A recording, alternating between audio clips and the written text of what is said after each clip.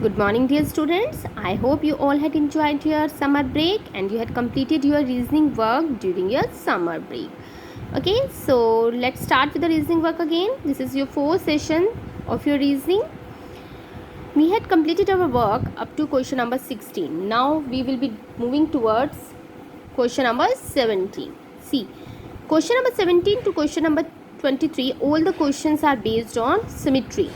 And we will be discussing the concept of the symmetry in maths, and later on we will be doing all these questions. Okay, so whenever we will be doing the symmetry in the maths, we will be completing all these questions then only. Okay, so let's start with the question number 24. In the question number 24, a number pattern is given, one inner circle is given and one outer circle is given. Okay, and you have to find out the number in the question mark place. Okay, so for doing this question you have to think a lot, you have to understand the question, you have to apply your logical and the critical thinking, and you have to see which logic is behind this question. Okay, so if you see the question carefully, if we subtract 20 and the 11, I am getting my answer as 9, and 9 is written here.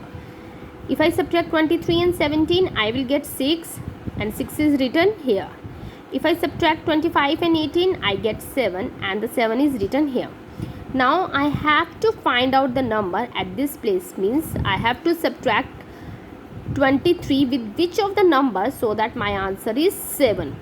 Yes, so if you see the question carefully, you will be getting the answer as 30. It means when you subtract 23 with 30, only then you will be getting your answer as 7. Okay, so the number at the question place will be 7 only. Okay, so 30 minus 23 is 7. Okay, now the question number 25 to question number 26, again the questions are based on symmetry and we'll be doing it later on. Okay, now the question number 27, in the question number 27, I want to introduce one more concept of the prime numbers to you. Okay, so you know what are the even numbers, what are the odd numbers. You will be getting much detail of the prime numbers in your maths, but I am just introducing the little bit concept of the prime numbers here. Prime numbers are the numbers that are friends of themselves only. They are having only two friends, 1 and the number itself. 2 is the friend of 1 and the number itself. It means 2 is divisible on the table of 1 and the 2 only. 3 is divisible on the table of 3 and the 1.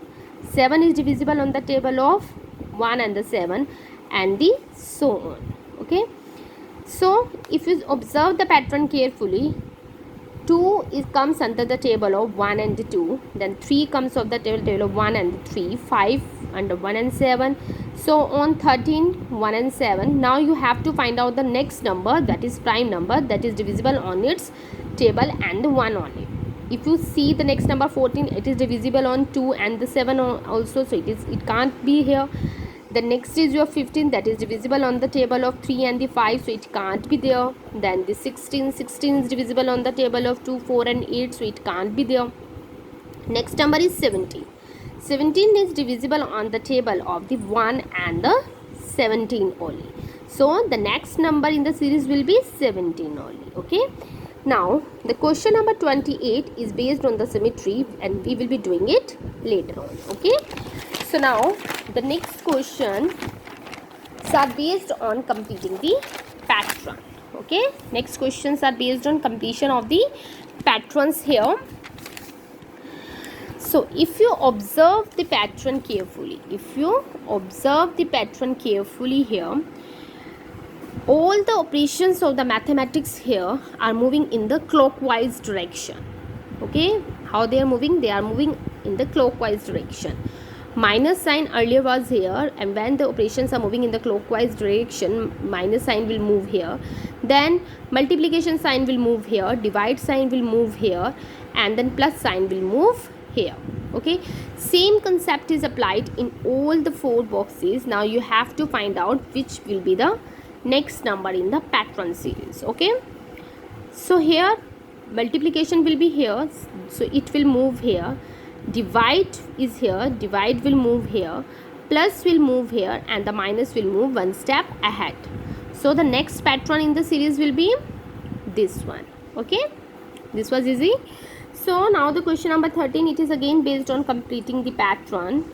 Here, first of all, the figure with the 3 sides are given, then the figure with the 4 sides, then the figure with the 5 sides.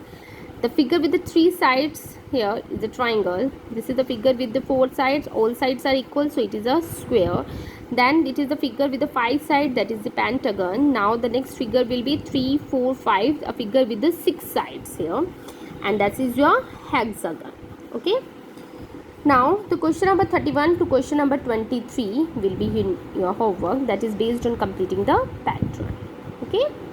I hope you got what you have to do in all the questions. Okay, take care and keep learning. Thank you.